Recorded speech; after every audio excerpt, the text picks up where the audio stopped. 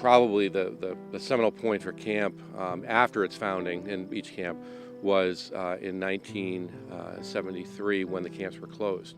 And my dad came to us and Mom, and they said, we're going to have to sell Brookwoods.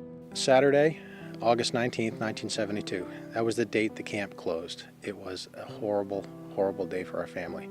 And coincidentally, that was also my birthday. I told my mom that it was the worst birthday of my life.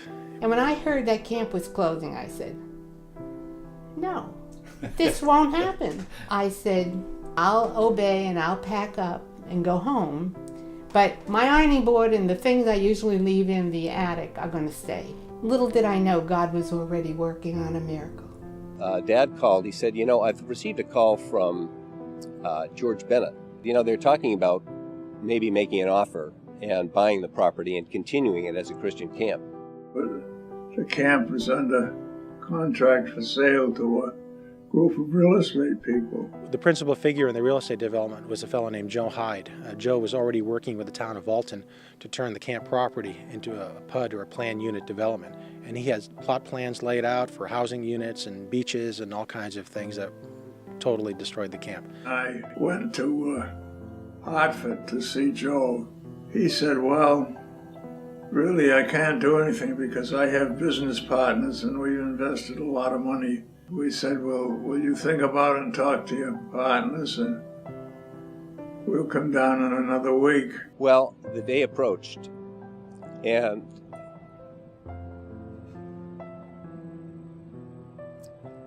Joe, Mr. Hyde, came into the meeting. He said, I had a dream that I was walking through Brookwoods. I realized that there was somebody walking side of me. And he said, at first I didn't know who it was. Then I realized that it was the Lord Jesus Christ.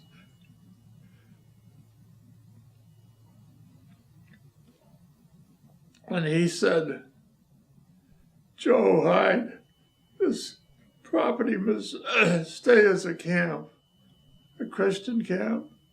It cannot be sold. And Joe kind of burst out at that point after he told us the story. And he said, you can have the camp. I don't want to be struck down by lightning. And I never want to forget that miracle because it was amazing. But I have to tell you the joy I had when all of this developed, to take that ironing board down out of the attic and set it up. We've had a lot of better birthdays since then.